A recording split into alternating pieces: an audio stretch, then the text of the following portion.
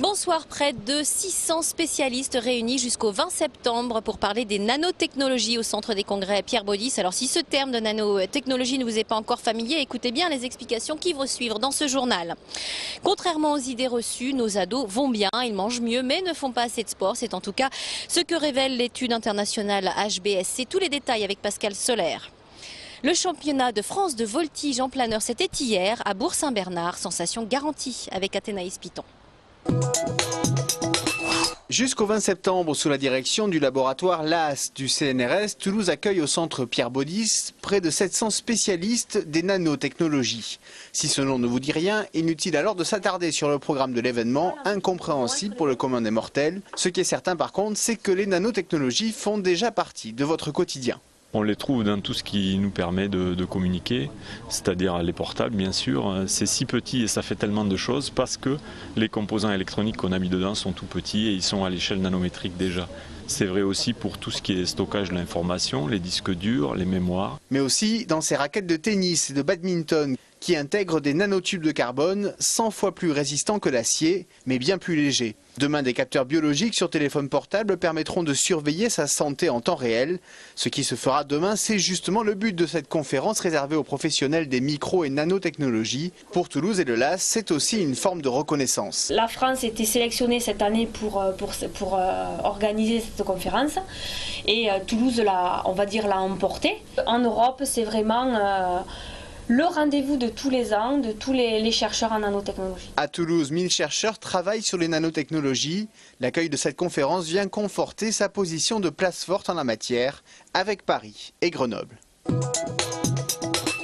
Les adolescents français vont bien, c'est ce que révèle l'étude internationale HBSC qui s'intéresse à la santé des jeunes dans 39 pays.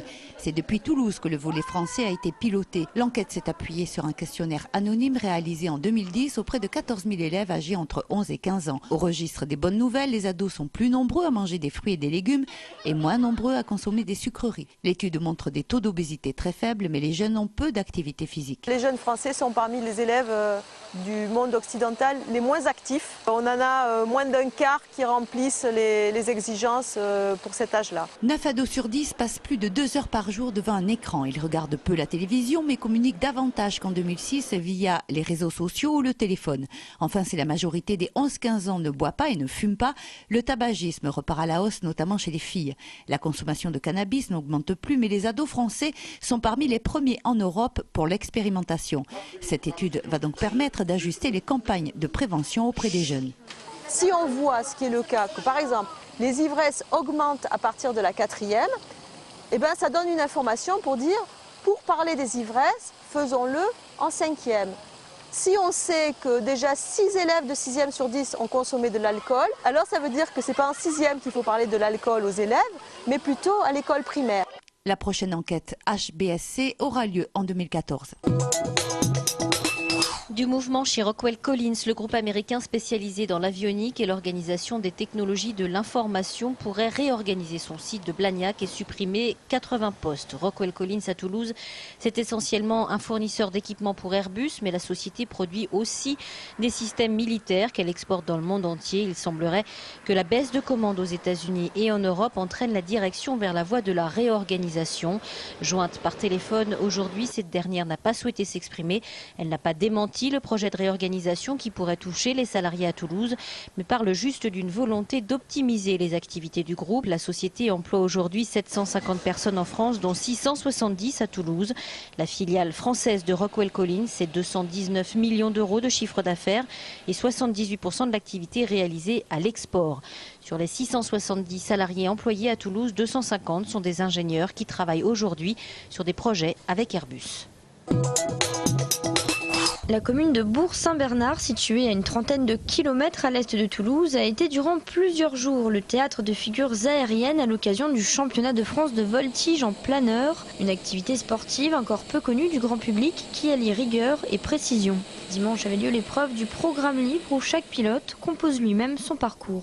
Il y a une dizaine de figures et c'est à lui de gérer l'enchaînement des figures pour que les vitesses collent bien entre elles, pour que l'harmonie soit correcte, pour que lui n'ait pas trop de difficultés à le voler aussi, parce que s'il s'impose tout seul des difficultés, forcément il prend plus de risques de notation par rapport au juge. C'est vraiment des figures géométriques, c'est-à-dire qu'on a des lignes horizontales, on a des lignes verticales, on a des boucles, on a des tonneaux, on a des angles à respecter, des descentes ou des montées à 45 degrés. Les compétiteurs se sont entraînés plus d'une semaine avant le début du tournoi. À quelques minutes du passage, chacun se prépare à sa manière. Mais lorsque les pilotes jouent avec les courants à bord de leur appareil dépourvu de moteur, le plaisir de voler est toujours le même. Je crois qu'il n'y a pas beaucoup de pilotes qui sortent contents de leur vol parce qu'il y a toujours des petites erreurs qui se voient plus ou moins du côté des juges.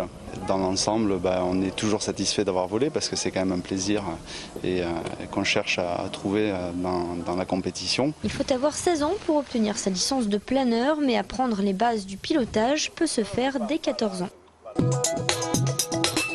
La 6e Ferrarisme avait lieu ce week-end à Toulouse. 60 Ferrari et Maserati de légende à admirer et même à essayer. De la 250 GTO à la Testarossa, ce sont plus de 60 ans d'histoire de la célèbre marque que les passionnés de bolides mythiques ont pu découvrir. Les bénéfices sont reversés chaque année à l'association Hôpital Sourire ainsi qu'à l'Institut du cerveau et de la moelle épinière. En 5 ans, l'exposition a permis à l'association de récolter plus de 100 000 €. Pour les journées du patrimoine, une soixantaine de lieux ont ouvert leurs portes au public. L'occasion pour les Toulousains de redécouvrir des sites incontournables tels que le musée Saint-Raymond ou la cathédrale Saint-Étienne, de déambuler dans des cours des hôtels particuliers ou encore d'apercevoir le bureau du maire. Certains lieux magnifiques sont ouverts exceptionnellement pour l'occasion. C'est le cas de l'hôtel du Barry, place Saint-Cernin. Le roi est tombé dans un deuil dépressif après la mort de Madame de Pompadour et Jean du Barry a joué les entremetteurs entre Jeanne Bécu et le roi. Donc il a organisé un mariage blanc entre Jeanne Bécu et son frère Guillaume du Barry. Pour le remercier, le roi lui a accordé des faveurs et avec ces faveurs, il a pu s'acheter après sa mort, après la mort du roi, cet hôtel, les 3 maisons sur la place Saint-Cernin. Cette année, certains sites comme le Théâtre Garonne, l'Université Paul Sabatier ou encore la chapelle Notre-Dame de Nazareth ont dévoilé leur histoire et leurs secrets pour la première fois. Le week-end sportif n'a pas été favorable au club toulousain. En rugby, les hommes de Guinoves ont subi une lourde défaite face à Perpignan à l'occasion de la 5e journée du top 14. Les Rouges et Noirs ont encaissé 5 essais en un peu plus de 40 minutes avant de se reprendre dans les derniers instants, notamment grâce à Yannick Nyanga. Score final 34-20 en faveur de l'USAP, un non-match dont il faudra tirer les conséquences. Le Stade Toulousain est 5e du top 14 à 7 longueurs déjà de Toulon, le leader. Pas plus de réussite pour les hommes d'Alain Casanova, logiquement dominés par la pléiade de stars du PSG au Parc des Princes. Pastore et Ibrahimovic ont inscrit les 2 buts de la rencontre. Le Toulouse Football Club n'est donc plus invaincu à l'issue de cette 5e journée de Ligue 1. Voici les Violets, 7e du championnat. Enfin, handball, c'était la première journée de LNH ce week-end pour le Phoenix Toulouse Handball.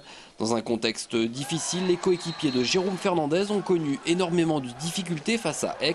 En tête à la mi-temps, 16-15, les Toulousains ont ensuite été menés de 5 buts avant de finalement obtenir le match nul grâce à un dernier tir du Tunisien Anouar Ayed.